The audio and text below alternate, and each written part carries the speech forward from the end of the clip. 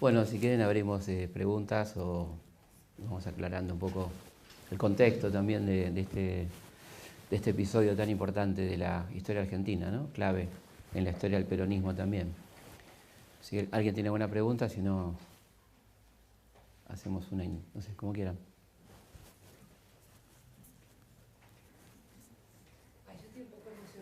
Sí, estamos todos. A nosotros nos emocionó mucho hacerlo y ver el material en crudo y la verdad que sí, es muy fuerte, ¿no? Lo que pasó ese día y lo que le pasó a ella, ¿no? Con todo esto, seguramente. Pero bueno, el problema no inhabilita la pregunta, la emoción. Ahí vamos. Hay mucha gente, de hecho yo tengo mi madre que era delegada en la fábrica, y se rumoraba en esa época, que en realidad lo que dijeron recién, que Perón no quería que ella fuera la vicepresidenta, y se lo había dicho antes de ser comisión. Ella revisa porque Perón se lo pide. Sí. Yo quería saber tu opinión al respecto, si es solamente un rumor o si eso es confirmado que fue así.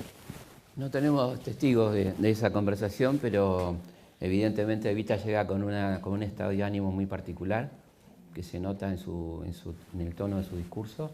Evita sabe cuando llega al palco que no va a ser candidata, y eso es una situación que le pone un dramatismo particular al hecho. Y a la vez es muy impresionante un hecho inédito de un diálogo de un pueblo con sus máximos líderes, que no se da mucho en la historia del mundo, ¿no? Es una cosa muy inédita, muy increíble. Y Evita tiene un enorme pesar, o sea, no quiere comunicar, quiere mediatizar la comunicación y por eso finalmente no se anima a decirlo concretamente, ¿no?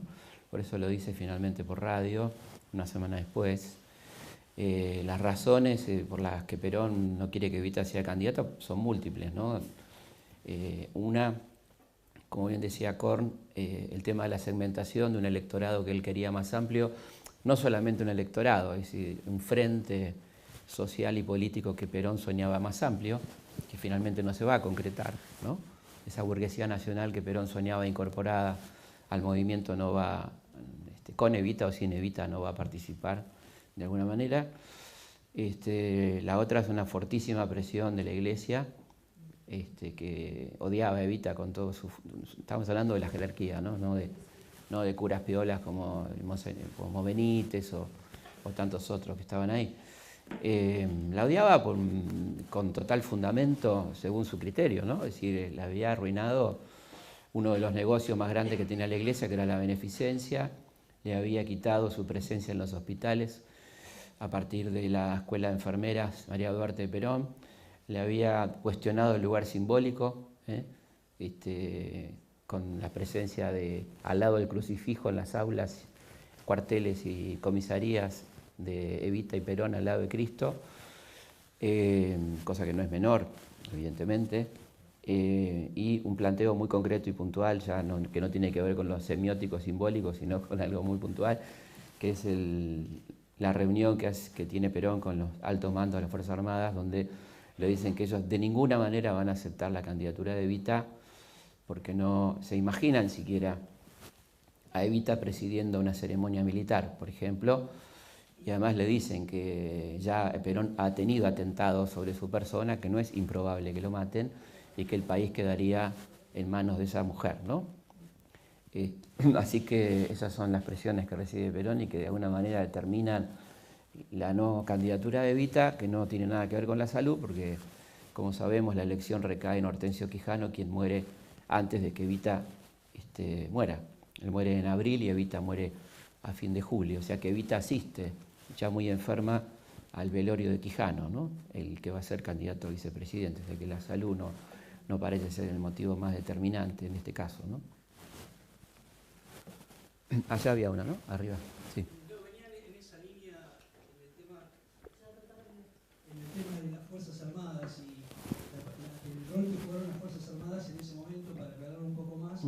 Y quizás si Perón en el balcón, a Eva Perón, cuando Eva estuvo a punto medianamente de aceptar por todo lo que pasaba, Perón le dijo algo así como decirles que no sin decírselo.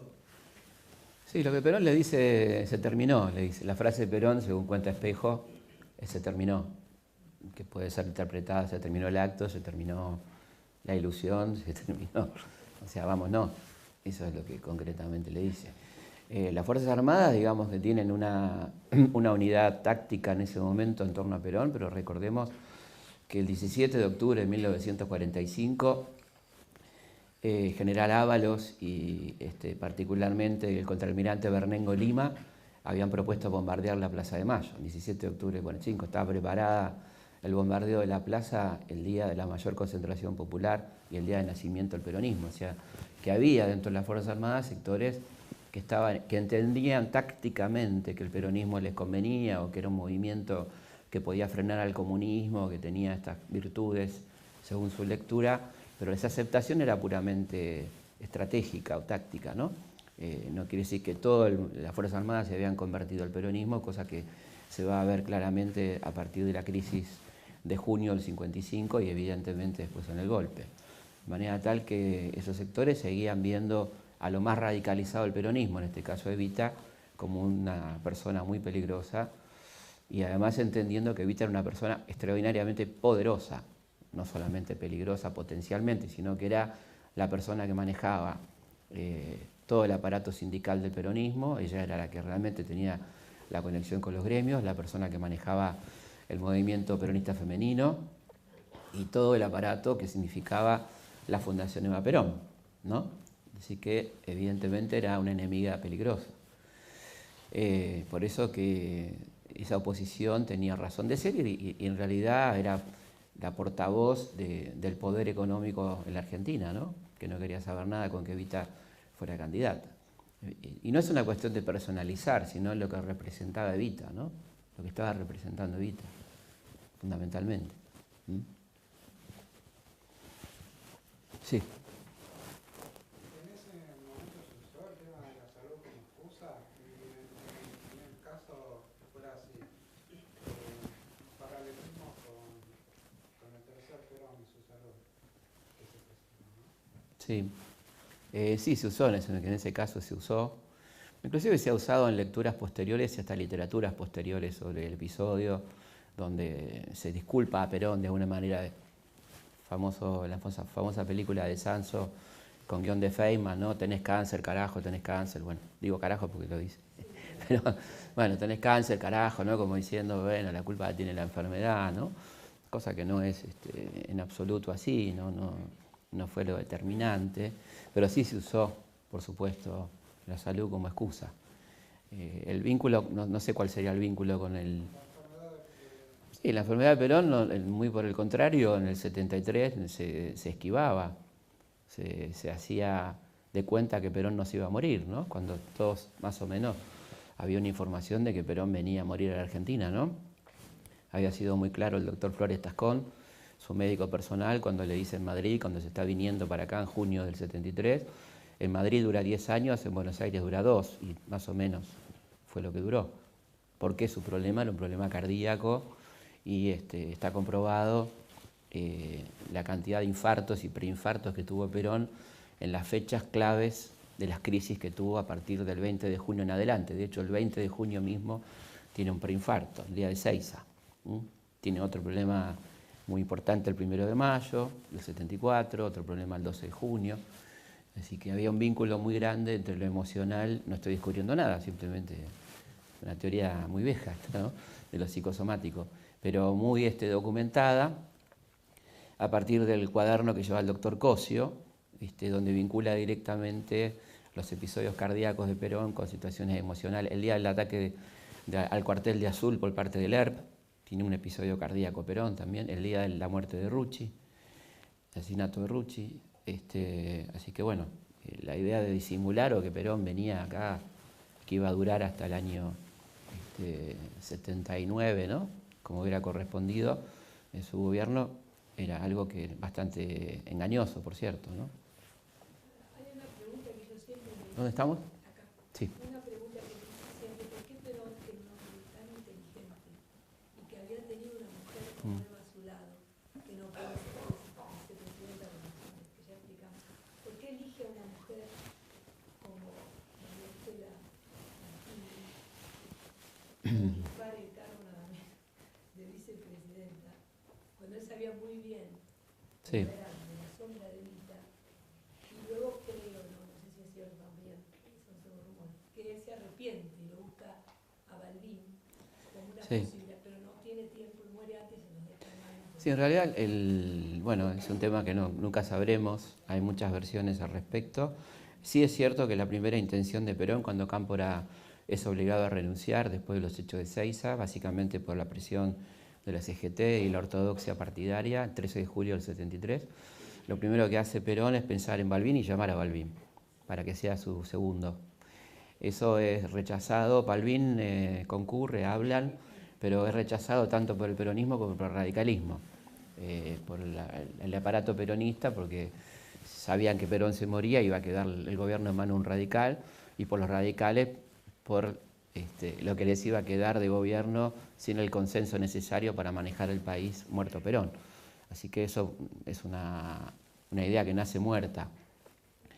Ahí empiezan los conciliábulos y Perón decide, según ha contado en varias entrevistas, porque esta pregunta que te haces vos nos la hicimos todos los argentinos, y contemporáneamente se la hacía el mundo político, el mundo periodístico. Él decía que Isabel era la única persona que por ser su esposa no iba a ser objetada por la izquierda o la derecha peronista. Entonces era como una fórmula de acuerdo, aunque todo el mundo sabía que Isabel era López Rega. Por lo tanto, esa supuesta imparcialidad no existía. Y hay versiones aún mucho más conspirativas, pero interesantes, incomprobables, por supuesto, como la de Jorge Antonio, que dice que Perón lo hizo en venganza por el poco apoyo que tuvo en el 55 cuando fue derrocado, como diciendo, les dejo a Isabelita, jódanse, ¿no? Pero esto ya forma parte de una visión muy particular de alguien muy particular como Jorge Antonio, que lo contaba fantásticamente, me lo contó personalmente esto, y lo contaba muy bien y muy graciosamente. Pero la verdad que esos son los argumentos que da Perón. Para mí no hay inocencia, Perón estaba ya decidido en su guerra frontal contra la izquierda peronista y sabía que esta mujer y su adláter iban después de muerto iban a terminar la labor, ¿no? Iniciada durante su gobierno, ¿no? Absolutamente. Sin declarar ninguna inocencia del otro lado, ¿no? No creo en la inocencia de Montoneros ni que fueron jóvenes sorprendidos en su candidez, pero evidentemente creo que sí que había una decisión de exterminio que ya estaba presente en Perón y que sabía que quienes le iban a concluir sin ningún problema eran su mujer, que no es inocente en absoluto, porque hay un machismo también en esto, ¿no? En que esa pobre mujer, o ¿qué querés? Una mujer, o ese tipo de calificaciones, que esta mujer, siempre aparece la mujer, ¿no? Como si hubiera una carga doblemente negativa por ser mujer. Y la verdad que Isabelita, si hubiera sido hombre, hubiera sido igual de turra, digamos, ¿no? Y yo creo que para nada una mujer inepta, no pasa por la ineptitud que la tenía, sino que es absolutamente responsable de la tragedia argentina. Es la mujer que autoriza el operativo Independencia, si no queremos decir mujer, es el ser, no sé, como usted quiera, que autoriza el operativo Independencia, la mujer que, o la política que le da rienda suelta a la AAA. De ninguna manera es inocente Isabelita, no es una víctima de las circunstancias. Ella está de acuerdo con toda esa política. Ella hace lo que López Rega le dice, pero lo hace, y lo hace posible. Yo creo que es increíble cómo ha zafado hasta ahora Isabel, ¿no? De todo Exactamente. Sí. Sí. ¿Realmente murió el 26 de julio Eva Perón o se preparó al pueblo para anunciarlo? No, muere el 26 de julio. Hay muchos testimonios, hay discusiones sobre la hora, digamos. Probablemente mueren minutos de diferencia, pero a Paul le pareció que las 20 y 25 era una hora recordable, una hora que podía ser recordable. Y sí, hay algunas versiones que murió un poco antes, pero una hora antes, no, nada que quisiera mucho la diferencia, digamos, ¿no? ¿Y fue la muerte de Eva la que inició el derrocamiento de Perón? Bueno, yo creo que fue un factor muy importante de debilitamiento del peronismo, pero hay que ser históricamente muy certeros en esto. En realidad, la crisis peronista arranca por cuestiones económicas, ¿no? político-económica. Evidentemente la muerte de Evita, que era motor central del peronismo y una parte fundamental de lo que era el peronismo, es una herida muy profunda. Ahora eso coincide con una crisis económica, política que se desata justamente más o menos en la época de la muerte de Evita, a partir de dos sequías muy profundas, de que el peronismo no había podido dar el salto a la industria pesada en el segundo plan quinquenal, cosa que se estaba intentando, y todavía dependía muy fuertemente de las exportaciones agropecuarias, y el organismo de financiamiento, que era el IAPI, dependía de sus ingresos del comercio exterior, muy afectado por estas dos pésimas cosechas que tuvimos seguidas. De manera tal que ahí hay un hueco importante, crece la inflación, una crisis económica perdurable, que hace que comiencen los conflictos sociales inesperados dentro del peronismo. Como bien decía Korn, que me parece una observación interesantísima, aparecen nuevas demandas antes no existentes, porque era imposible demandar. ¿Para qué vamos a demandar? Si podemos demandar, pero nada se cumplía, ¿no? Bueno, y esto comienza con la huelga ferroviaria, luego siguen otras huelgas, bancaria y demás, y además realmente hay un abandono de ciertas prácticas cotidianas en torno a la asistencia social, la justicia social, que Perón no cumple como cumplía Evita. Esto es absolutamente así, ¿no? Así que yo creo que hay que ver el conjunto de causas que van a llevar a que se produzca una grieta y obviamente esa oposición que no podía ganar elecciones, que no podía hacer nada frente al peronismo masivo, encuentra en esa grieta la forma de meter la cuña que va a ser el conflicto con la Iglesia, ¿no? Un elemento central, muy bien elegido, porque era en ese momento fundamental como aglutinante de las Fuerzas Armadas, y una crisis con la Iglesia podía provocar una crisis general del movimiento, ¿no? Y por eso se elige a la Iglesia como factor detonante. Y ahí es donde viene la crisis final, ¿no? Que comienza más o menos en el 54 y tiene su punto culminante el 16 de junio con el bombardeo, donde los aviones tienen el Cristo vence, ¿no?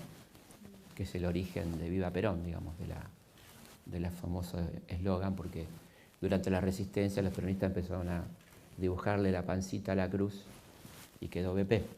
Pero en realidad ese Cristo vence es el que estaba en las alas de los aviones que mataron a 350 personas en la Plaza de Mayo, ¿no?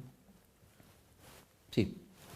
Felipe, siendo tan incipiente el voto femenino en el país y pensando en un ambiente machista político argentino, ¿qué opinión tenés acerca de que una mujer era la que iba a ocupar el cargo del vicepresidente? Fundamental la pregunta, porque eso es un tema importantísimo. O sea, ¿cómo una mujer va a ocupar la vicepresidencia? Fíjense ustedes que, por ejemplo, que el Partido Radical, cuando se produce la ley electoral, la sanción de la ley electoral, no presenta candidatas a la selección del 51, prácticamente. Todas las diputadas que ingresan son peronistas, pero no porque ganó el peronismo, sino porque no había candidatas de los otros partidos. Es decir, que el machismo continuaba. Es decir, curiosamente, este partido que aparecía como autoritario y machista llenó la Cámara de Diputados de mujeres, de intendentas, senadoras inclusive, y el principal partido opositor simplemente estimuló el voto, no la participación política real de la mujer a través de cargos electivos. De manera tal que el machismo estaba muy presente, muy fuerte. Y bueno, particularmente el machismo femenino también, ¿no? Esta idea de que como una mujer, pues también hay que decir que el machismo ha crecido mucho en la historia gracias a la mujer también, ¿no? Que compra el discurso machista y lo lleva a la práctica. Así que sí, no era menor el dato, que era una mujer la que iba a ser candidata a vicepresidente. En un mundo, además, donde no había mujeres políticas, no existía la mujer política en 1947-48. Empezaba Golda Meir, pero había estado Eleanor Roosevelt, ¿no? Como una mujer más o menos destacada, pero como primera dama, más bien vinculada a lo benéfico, ¿no es cierto? Y el resto eran reinas, qué sé yo, cuyo único mérito era haber nacido en una casa real. Pero no había mujeres políticas con poder, y no estoy hablando de las grandes militantes socialistas, anarquistas, comunistas, Rosa Luxemburgo, lo que ustedes quieran, digo, mujeres con poder, ejerciendo el poder. No había. Entonces esto era un elemento fundamental. Por eso, por ejemplo, la enorme cobertura de la gira de Evita a Europa, la etapa del Time, de Paris Match, de los principales diarios del mundo, ¿no? Una mujer que no es reina, que no es una luminaria del espectáculo, sino que es una mujer que hace política y que está recorriendo el mundo representando a su país. La gira del arco iris, ¿no? O sea que está muy bien la pregunta porque hay que ponernos en ese contexto, ¿no? Recién ahora, digamos, en América Latina se votan mujeres con toda naturalidad, ¿no? Esto seguía siendo hasta hace 10 años, creo yo, más o menos, un tema, ¿cómo vamos a votar una mujer, no? Todavía. Ahora es increíble que actualmente haya mujeres que son senadoras, como la señora de Duarte. Sí. Digo señora, de alguna forma. Sí, sí, es una señora, está casada con su marido. La señora dijo que una mujer no tiene la misma identidad que un hombre Sí. para ocupar cargos ahora. Bueno, por eso te digo, ¿no? Eso habla del machismo femenino, sí. Y ejerciendo Absolutamente. ella un cargo político de senadora. Sí, yo creo que por eso Imagínate en el 47, en el 40. es importante admitir que hay muchas machistas con polleras o pantalones, no importa. Me viene al caso. Sí. De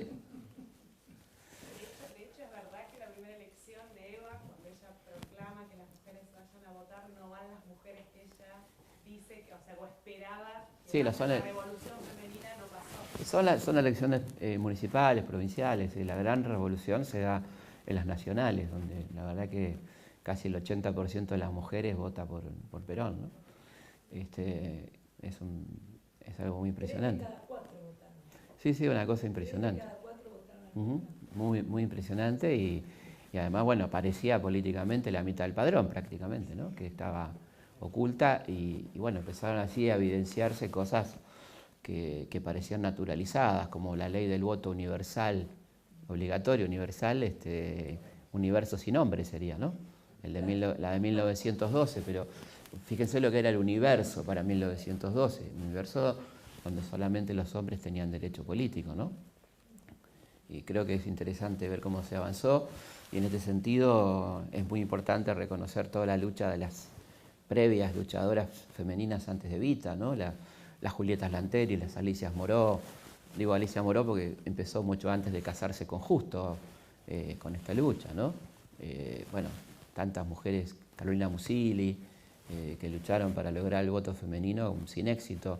La cantidad enorme de proyectos presentados por Alfredo Palacio, Mario Bravo, para el voto femenino. Inclusive alguno aprobado en diputados, rechazado en senadores. Así que hubo mucha gente que luchó por esto. Incluso, de hecho, esto hace que cuando Evita logra la sanción del voto, las socialistas se enojen, ¿no? Y se enoja Vittorio Campo también, quiero decir. Claro, Vittorio Campo, que hoy diríamos, en este ridículo lenguaje político que tenemos ahora, centro-derecha, ¿no? Una mujer de centro-derecha. Bueno, también se enojó, pero porque, claro, no lo habían logrado ellas. Este era el tema, ¿no? En vez de ponerse contenta porque finalmente las mujeres votaban, bueno, inclusive hay una declaración muy interesante de las mujeres socialistas donde repudian la forma en que se logró el voto femenino. Eso es un problema nacional. Nosotros tenemos una tendencia a hacer eso, porque actualmente ocurre lo mismo. Sí. Se hacen cosas buenas y resulta que como no las hicieron, los que las querían hacer están mal. Sí, el problema es que cuando son gobierno desarman lo que hicieron los otros, ¿no? Las cosas. Eso también.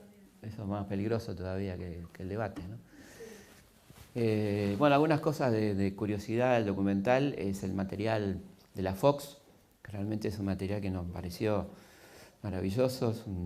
La primera vez que viene un camarógrafo a filmar en color a nuestro país y nos da una imagen en color de lo que era Buenos Aires.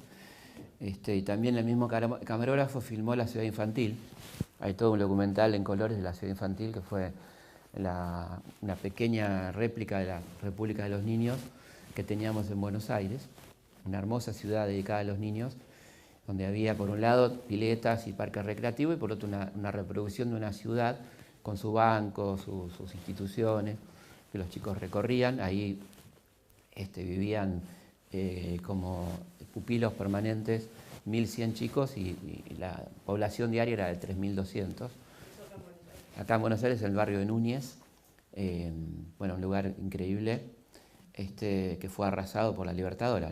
Los tanques de la Libertadora destrozaron las casitas, le metieron cemento a las piletas para que no se puedan usar, y después terminó siendo propiedad de Alpi, y bueno, pero quedó muy poquito de lo que era eso, prácticamente no quedó nada, fue arrasado completamente por la Libertadora, que quería borrar del mapa la memoria de Evita, ¿no?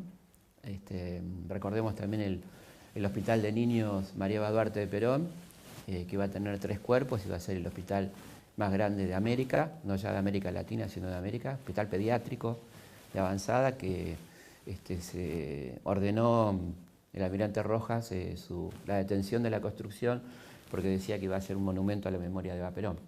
Se quemaron las sábanas, las frazadas, se fundió el material quirúrgico, se destrozaron pulmotores, y eso se convirtió en el albergue Warnes.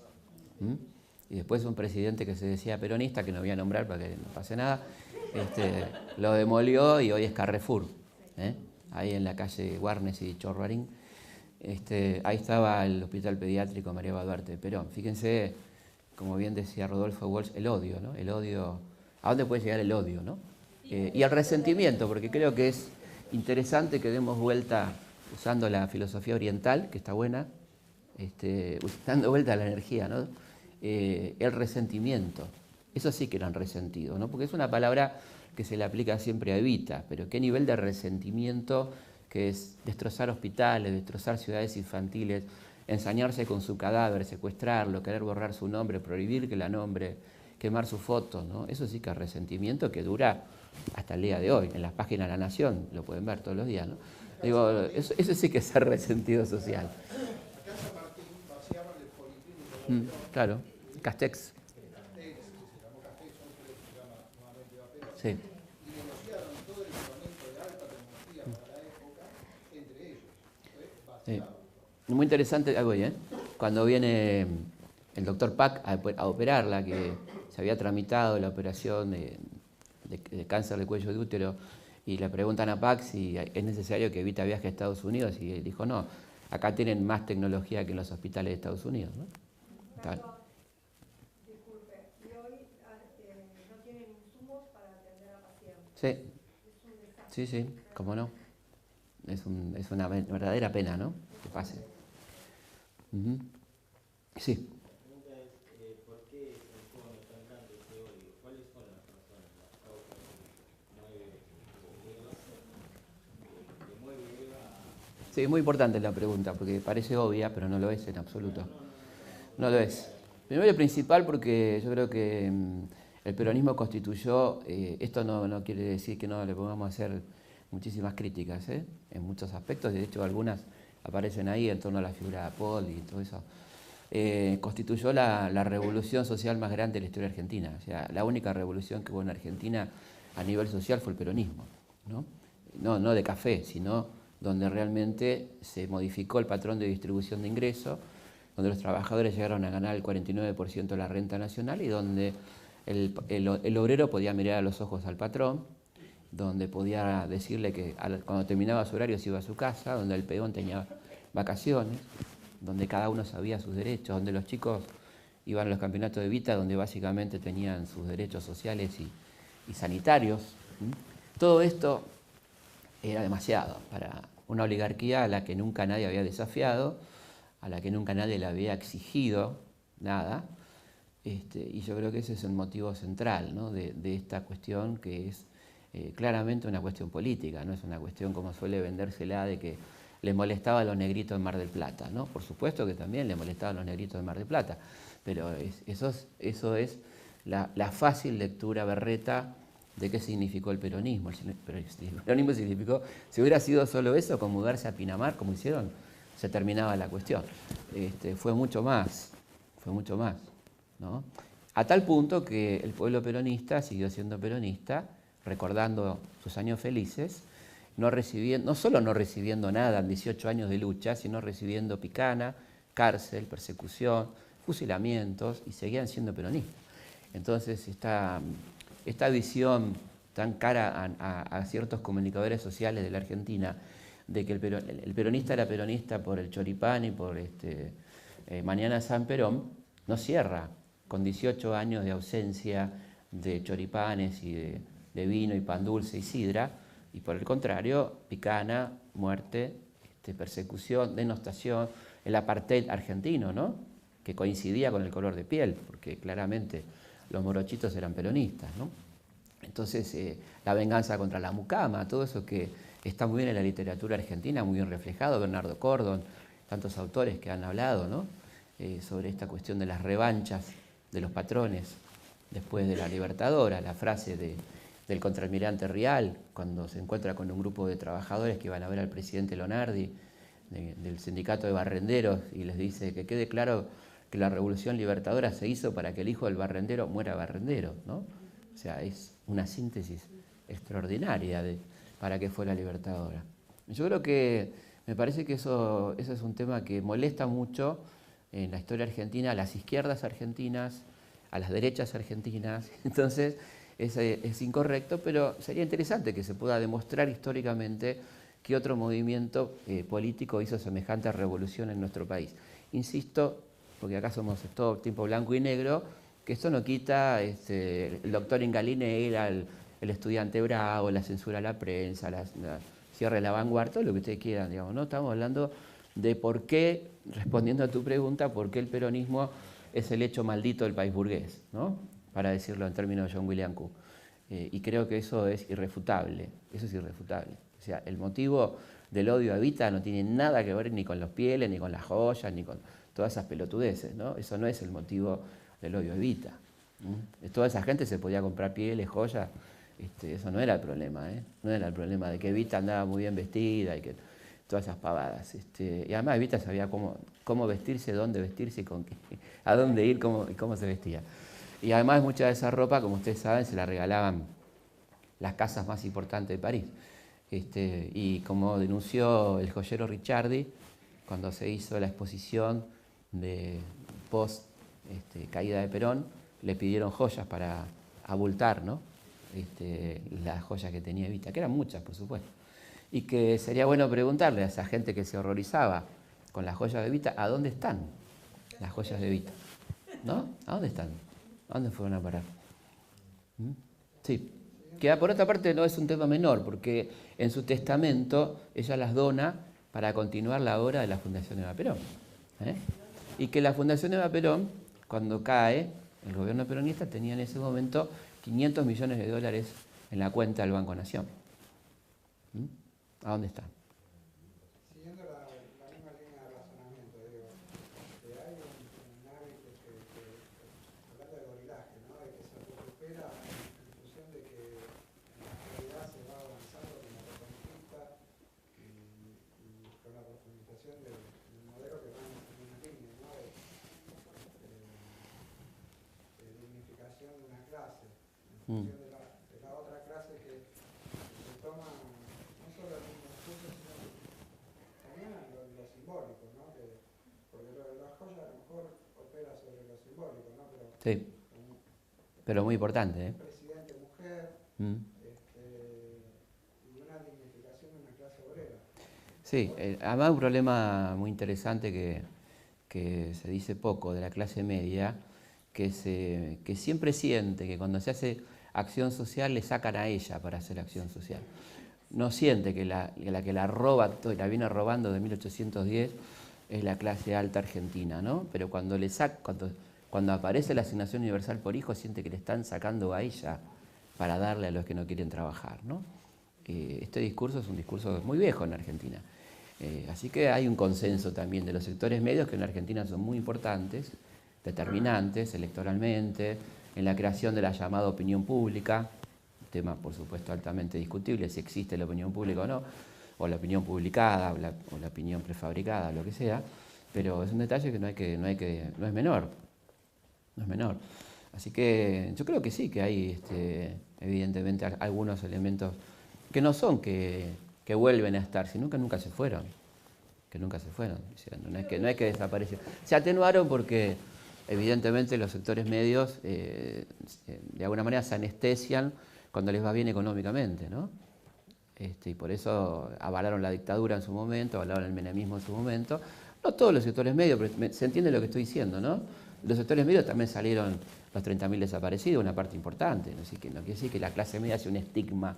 De hecho, los que estamos acá seguramente somos toda clase media. Pero quiero decir, no estoy hablando de que sea maldita la clase media, sino estoy hablando de cierto componente muy importante de ese sector, ideológicamente hablando, que tiene estas conductas, ¿no? A eso me refiero. Yo quería Sí. contarte algo al respecto. Yo tengo una parte de mi familia, por ejemplo, que no es clase media, se diría que es clase media baja, que con pocos ingresos, vive en San Martín, en una zona bastante carenciada, y he escuchado en cumpleaños familiares opiniones de esas personas con respecto al tema de los fondos buitres, por ejemplo, que había que pagar. Sí. Cuando fue que incautaron la Federal de Libertad, con un profundo desconocimiento de que era un bien inembargable, me decían, no, pero qué mal, pero cómo, que... Yo, ¿qué le pasó a esa clase? No hablo de la clase media que de la época de Evita siempre estuvo contra el peronismo, sino a esta de ahora que fue beneficiada por este Bueno, le pasó lo que... contra, misteriosamente, que le hace la cabeza a los diarios, la televisión, las 24 horas del día. Yo me he dado cuenta que fuera del canal oficial no hay ningún canal de televisión que esté a favor de izquierda.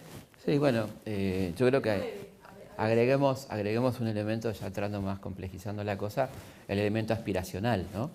Se supone que si yo pienso como los sectores altos, pertenezco, ¿no? Pertenecer tiene sus privilegios. Y hay en la clase media siempre una cuestión de mirada aspiracional, siempre más cerca de los gustos, las elecciones, de valores y demás de la clase alta que los de la clase baja. Salvo un momento muy disruptivo de nuestra historia que fueron los 70, ¿no? Donde sectores importantes de la clase media miraron para abajo, se identificaron, asumieron roles de solidaridad activa que llegaba hasta la muerte, ¿no? Hasta jugarse la vida. En el resto de la historia, en general, la idea, la mirada hacia arriba es aspiracional y por eso votan a Macri, por ejemplo, ¿no? Sectores populares inclusive, ¿no?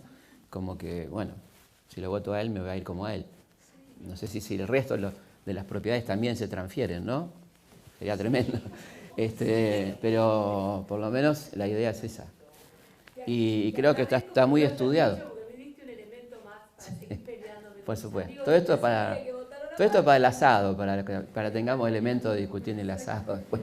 Pero no, bueno, pero yo creo que son cosas que no podemos, que son políticamente incorrectas y que de eso se encarga la historia. La historia en serio se encarga de hablar de lo políticamente incorrecto, ¿no? Si no, estamos haciendo pavadas. Y yo creo que en el análisis del peronismo, que afortunadamente es enormemente complejo y es uno de los movimientos que más se simplifica sobre él y que nuestros académicos llamados serios siguen hablando de él como el fenómeno peronista, ¿sí? El fenómeno peronista a 70 años de su nacimiento. ¿A usted le parece que una cosa puede ser fenoménica a 70 años de su nacimiento? Bueno, se sigue diciendo el fenómeno peronista, ¿no? Claro, por supuesto. Bueno, pero además te lo llenan de boludeces académicas, de nombrecitos, cositas. Pero es injustificable que un movimiento de esta característica y perdurabilidad, con todos sus vaivenes, siga siendo calificado como fenómeno a 70 años de su nacimiento, ¿no? Yo creo que sí que tiene elementos peronistas, por supuesto. Me parece que el peronismo no es el peronismo clásico y creo que tiene déficit en cuanto a realmente seguir siendo peronista. Por supuesto, creo que falta mucho profundizar lo que tiene que ver con lo social, sin duda. Y ahí la señora tocó un punto fundamental. Hay déficits tremendos en temas que el peronismo nunca fue deficitario, el primer peronismo, que es el tema salud. Creo que este gobierno tiene grandes déficits en temas como la salud, por ejemplo, sin duda. Y nunca lo dejé de criticar, en mis editoriales lo pueden ver, desde 2005 para acá en la revista Caras y Caretas, donde cada vez que puedo critico la mala gestión de salud de este gobierno, que no se condice con su discurso y con otras prácticas que me parecen muy loables en algunos rubros como educación y demás, pero creo que en temas de salud hay un déficit muy importante. ¿Y a qué se lo atribuyen el déficit o la falta, digamos, No sé, sinceramente, creo que, no sé si no creo que sea deliberado, pero me parece que hubo una enorme ineficiencia, ¿no? En las personas que se han elegido. Creo que hubo un buen arranque con Ginés, me parece que arrancó más o menos bien, y desde la administración Mansur la cosa ha ido bastante mal, ¿no? Pero no creo que sea una cuestión de personas, coincido con vos. Me parece que falta un control de gestión importante, sin duda. Sí. Siempre, bueno, yo leí su libro hace, creo que más o menos medio año, Girones de su vida, Sí. historia de, Uh-huh. como hizo para desarrollar en tan pocos años una conciencia, es decir, política tan profunda, al margen de que estaba al lado de Sí. la figura. No es al margen, ¿eh? Claro, desde ya. Sí. Al no haber tenido, quizás, viniendo del mundo artístico, ¿no? Con una capacidad histórica evidentemente muy importante, que formalmente compuso para prepararse, al margen de que tenían evidentemente una capacidad de gestión y le dedicó una cantidad de horas, es decir, en la fundación, a recibir a los sindicatos y a particulares, ¿no? Sí, eso no es improvisado en absoluto. En la historia de Evita hay 3 años de silencio, de aprendizaje, que son del año 43 al 47 y yo diría 48. Ella empieza a militar antes de conocer a Perón en el sindicato de radio, tiene su primera aproximación a la política y sí, realmente se mete en política a partir de enero del 44 cuando lo conoce a Perón, y esos 3 años son de intensa formación al lado de un maestro como Perón, sin duda, ¿no? Que no creo que sea al margen, me parece, no con ánimo de corregirte, digo, no creo que sea un detalle menor. Además, teórico-práctico, porque ella lo acompañaba a todos lados, a las reuniones con los sindicalistas, con los militares, con los gestores políticos del momento, y eso creo que fue muy importante para ella, no hay improvisación, ¿no? Del primer discurso donde a Evita no la dejan hablar, en el Luna Park, donde prácticamente su vocecita nadie le dio pelota, a lo que era un discurso de Evita a partir de 1947, no tiene que ver con aprender oratoria, ¿no? Ni creo que sea una cuestión de histrionismo nada más, y tampoco con ánimo de corregirte, sino aprovecho lo que vos decís para desvirtuar completamente la hipótesis de Lloyd Webber en la ópera Evita, ¿no? Que todo lo que hizo fue una gran actuación y que todo fue mentira porque actuaba muy bien. No se trata de histrionismo, ¿no? Se trata de sentir lo que hacía y comprometerse hasta la muerte con lo que hacía, porque si la tipa hubiera sido una actriz histriónica, iba 2 horas por día a la fundación, una vez por semana, y daba lo mismo, ¿eh?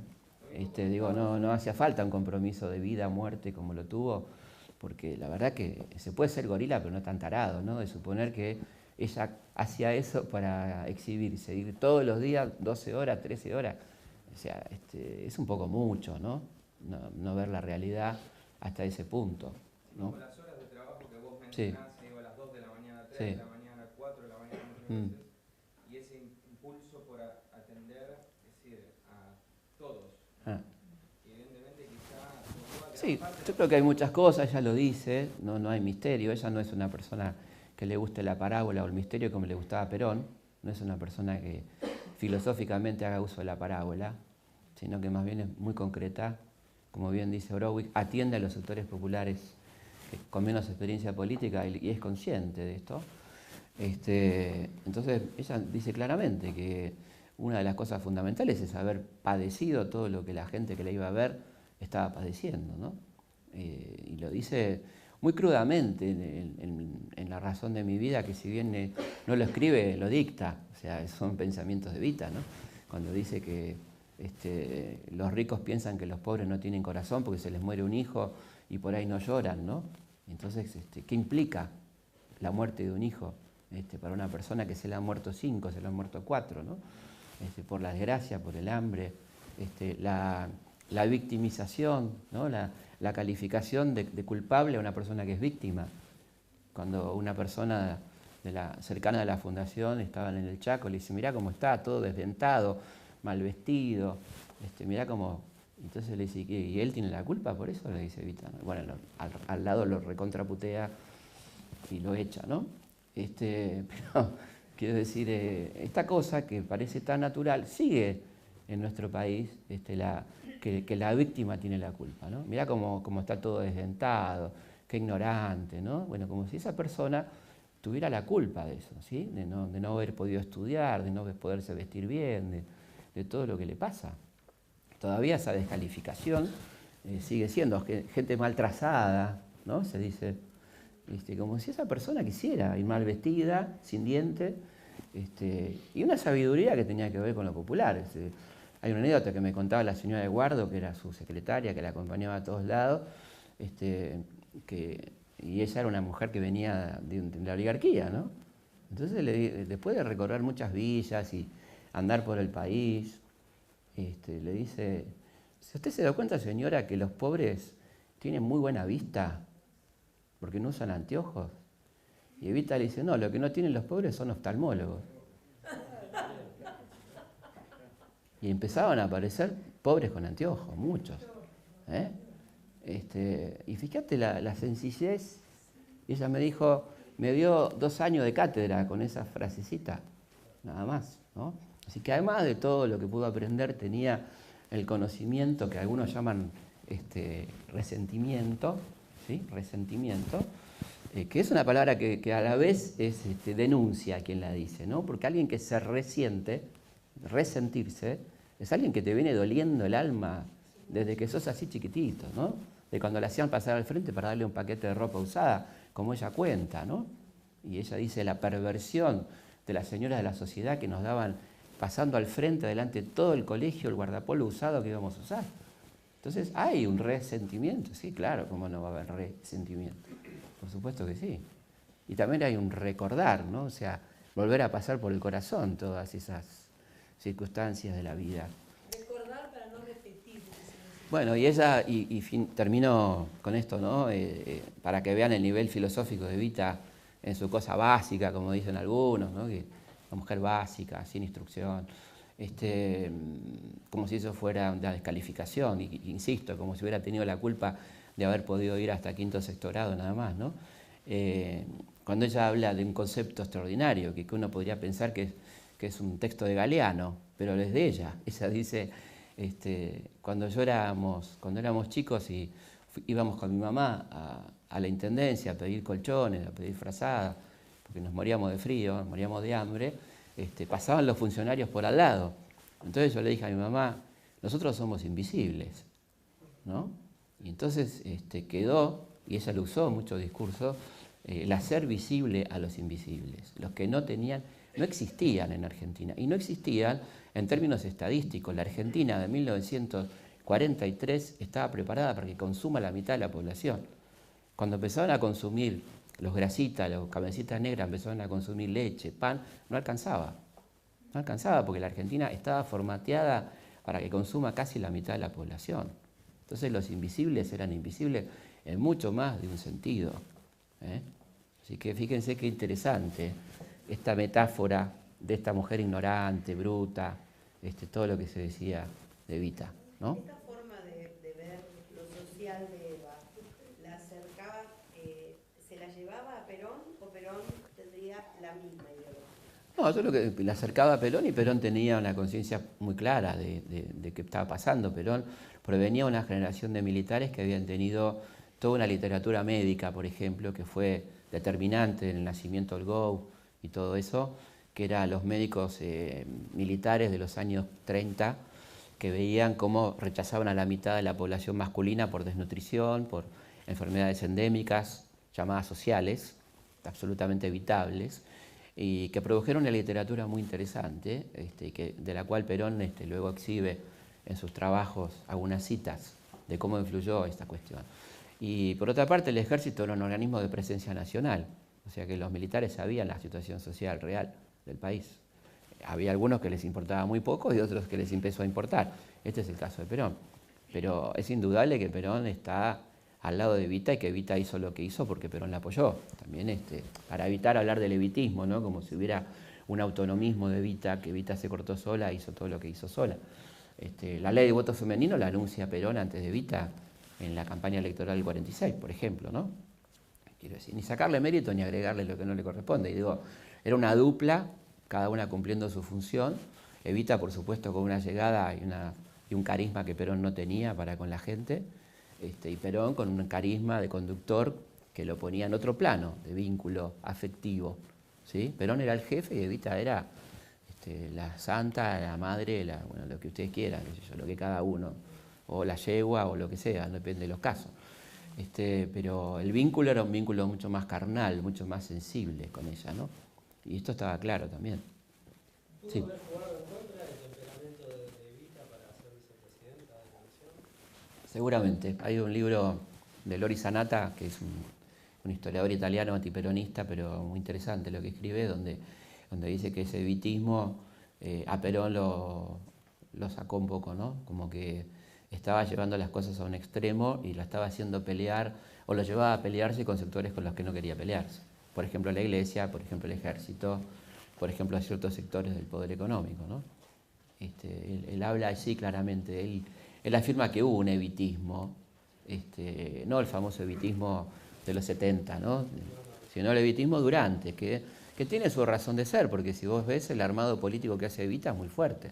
La Secretaría de la Presidencia, varios ministerios, bueno, todo lo que implicaba la fundación, ¿no? O sea, no era chiste, era el poder real que tenía Evita dentro del gobierno, ¿no? Así que... Perdón, sí. La parte en la película, recuerdo, cuando Evita le dice que había comprado armas para abastecer a la Sí. gente de la CGT. Sí. ¿Vos qué consideras? ¿Que Perón lo hizo por una cuestión de ego, para mantener el poder él, o de pronto porque tenía cierta amistad, digamos, con el militar, que por ahí ella veía con mayor posibilidad que los militares dieran un golpe de Estado que él?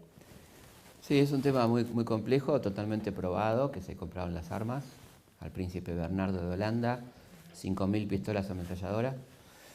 Por supuesto, Perón tiene la información de los servicios y las armas nunca llegan a la CGT, sino que van directamente a unidades de gendarmería y al batallón Esteban de Luca, que estaba por Parque Patricios, ¿no? Cerca de la cancha Huracán.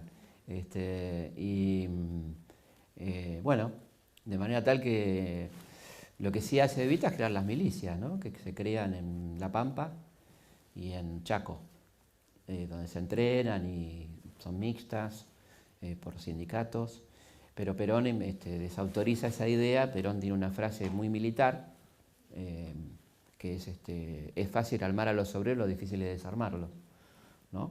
Que tiene que ver con una cuestión que tiene su lógica también, ¿no? Sí, bueno, hay que después hacerte cargo, ¿no? de las milicias populares, siendo él militar, respondiendo a la corporación militar, que era un apoyo fundamental para que ese gobierno pudiera seguir adelante, ¿no? Y Evita, una de las discusiones más fuertes, según el padre Benítez, a quien tuve la suerte de entrevistar, que tuvieron Evita y Perón, fue en torno a qué hacer con los sublevados del 51, Lanusse, Menéndez, a los que Evita no proponía, sino que estaba porque él había decretado la ley marcial, o sea, cumplir la ley marcial de fusilarlo. Y Evita le insiste que la cumpla, ¿no? Perón dice que no, y bueno, después vendrá lo que vendrá, el golpe, digamos. Tampoco estoy diciendo que... Lástima que no lo fusiló, no estoy diciendo eso, pero quiero decir, la verdad que legalmente los podría haber fusilado. Legalmente los podría haber fusilado. Pero bueno, legalmente, políticamente los podría haber fusilado, el ejército se hubiera bancado, eso, digo, ¿no? Acá no nos manejemos con lo que las hormonas, digamos, ¿no? En historia y en política, es decir, como poder podría, pero no era un tipo que no nos olvidemos que la cátedra que daba en la Escuela Superior de Guerra era estrategia, ¿no? Así que de estrategia sabía un poquito. Y no sé si el país daba para andar fusilando generales en actividad, ¿no? O capitán. Lanusse es el mismo capitán Lanusse que después dice, me voy a tener que tragar el sapo y a ver si le da el cuero. El cuero para venir. Y no solo le dio el cuero. Un tipo súper interesante. Yo lo entrevisté a Lanusse, un tipo súper interesante. Probablemente de los militares más inteligentes que dio el ejército, junto a Perón y junto a Justo. Tipo, realmente un cuadro, ¿no? Un cuadro importante del ejército, muy político. Tipo que soñaba con ser presidente constitucional, por supuesto sabía que no le daba el piné, pero un tipo que era simpático además, ¿no? Porque era totalmente gorila, aparte se había comido 3 años en Río Gallego, o sea que muchos no lo podía querer, pero y decía que él empezó a entender muy tardíamente lo que era el peronismo, en su complejidad, cuando asume como presidente, convoca a la CGT y le dice a Rucci y a los delegados, a Lorenzo Miguel, a 62, toda la plana mayor, dice, bueno, señores, ¿ustedes qué pretenden? Esperando que le digan un aumento salarial, la paritaria, que nos devuelva el cadáver de la señora, le dicen. Entonces dice, bueno, ya está, ahí está. Evidentemente la cosa era más complicada, ¿no? Y la señora, que para él era un ser execrable que había quedado en el olvido, y que ya basta con la señora, ¿no? Pero bueno, me pareció interesante esa observación de este tipo, ¿no? Que era el único que sabía dónde estaba, junto con Aramburu, dónde estaba el cadáver de Evita, porque él es el que hace el operativo de la Orden de San Pablo, ¿no? Para sacar el cadáver del país. Así que... ¿Él la enterró en Milán? Él no la tierra, él es el que habilita el contacto con la Orden de San Pablo a través de su confesor, para que se la entierre con el nombre de María Maggi de Magistris.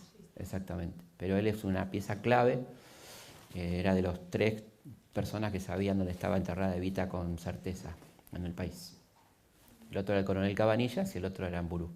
Cabanillas es el que enloqueció, ¿no? No, el que enloqueció era Morikenin, que es el secuestrador. Y el que la veía es Arandía.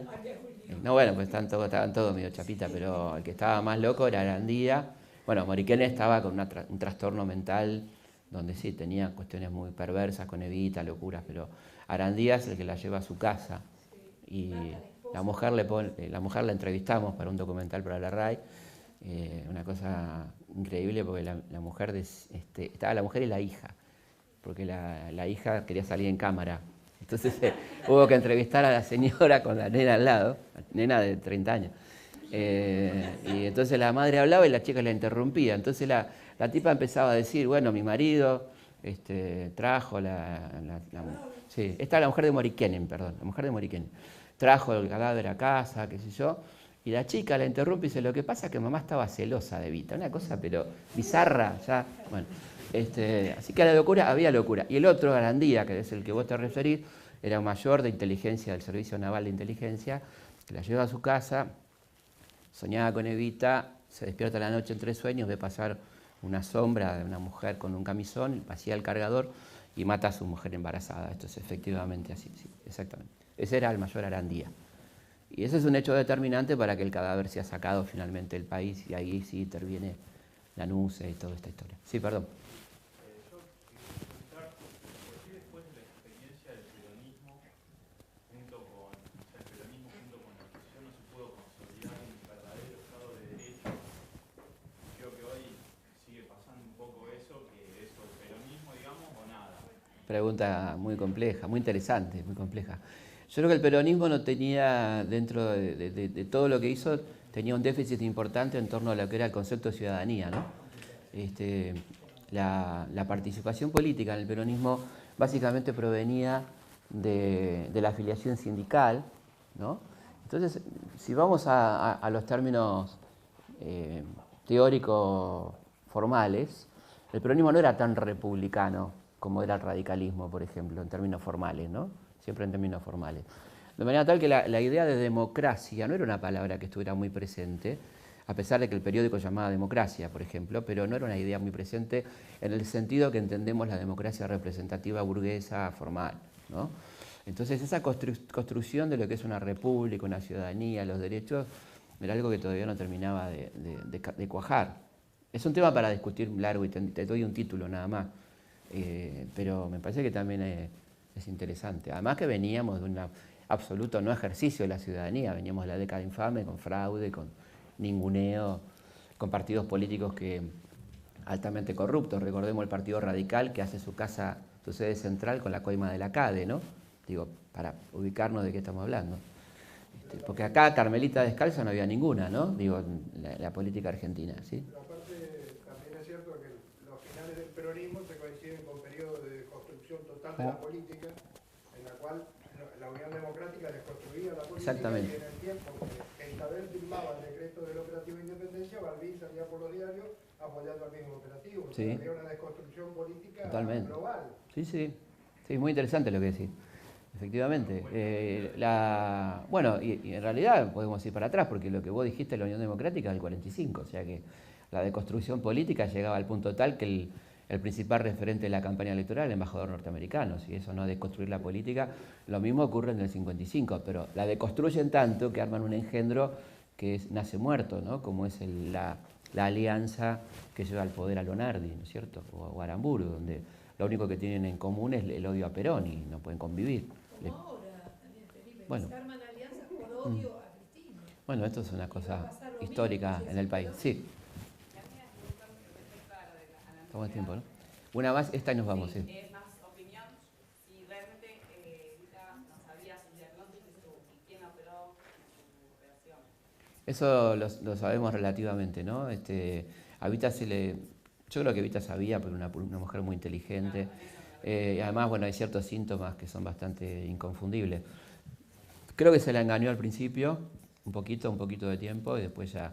Porque la confianza entre la pareja... Sí, además ella tuvo un hombre realmente extraordinario al lado, que fue su médico, el doctor Albertelli. Una historia muy linda de un médico socialista, antiperonista, que fue su médico, que escribió un libro muy hermoso, llamado Los 100 días con Evita, donde cuenta esta relación, donde ninguno de los dos renunció a sus ideas, él seguía siendo socialista, le seguía criticando cosas, pero llegó a admirarla profundamente como persona, y seguramente yo creo que el doctor Albertelli habría tenido algún diálogo sincero con ella, y bueno, yo creo que sí, por supuesto, ya en los últimos meses no tenía duda de que se moría y por qué se moría, ¿no? Pero al principio sí. El tema de mantener con el doctor Albertelli. No, y la persona que se pudo operar. Pac, el doctor Pac. Claro, pero supuestamente ella no sabía. Sí, inclusive se la engaña y hay un hecho equívoco, ¿no?, de la historia, que es darle la medalla de justicialista al doctor Finocchieto, que no participa en la operación, ¿no es cierto? Para mentirle a ella.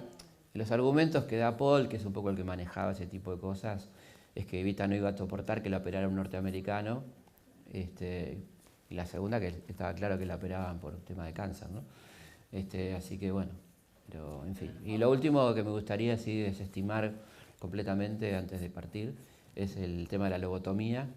Eso no existió bajo ningún punto de vista, está absolutamente corroborado por los médicos y por la enfermera María Eugenia Álvarez, que estuvo con ella todo el tiempo hasta el último momento, vivía en la residencia y no vio ninguna operación ni ningún intento de ese tipo, y si lo hubiera visto no tendría ningún problema en decirlo, ¿no? Así que es una calumnia que tiene como objetivo básicamente desestimar los últimos meses de Evita, donde escribe su libro más furioso, más rabioso, más enrayé, digamos, en términos de la Revolución Francesa, que fue mi testimonio, ¿no? Mi mensaje, que es un libro testimonial, escrito sí por ella, absolutamente por ella, muy duro con el poder económico, los militares, la iglesia y demás. Entonces la idea es que si ella estaba con una lobotomía no podía haberlo escrito, ¿no? Entre otras cosas, lo que dijo, lo que hizo, aunque hay bastante ignorancia en el tema, como muy bien dice mi amigo el doctor López Rossetti, que estudió mucho el tema. La lobotomía no anula totalmente el raciocinio, sino que anula algunas cuestiones, ¿no? Así que hubiera podido tener sensibilidad y podía haber tenido cierta racionalidad, pero a lo que se apunta con esta última movida es a eso, ¿no? La podrían dejar tranquila a esta altura, la verdad, ya le hicieron demasiado daño, le han hecho, ¿no? Pero bueno, vieron cómo son insaciables. El 22 de agosto, sí. Este momento en el que vimos en el film, ¿ella ya sabía que estaba enferma? Sí, sabía que estaba enferma. Sí. No sabía probablemente que tenía cáncer, pero sabía que estaba enferma. Sí, absolutamente. Bueno, muchas gracias, nos vemos en un mes. Gracias.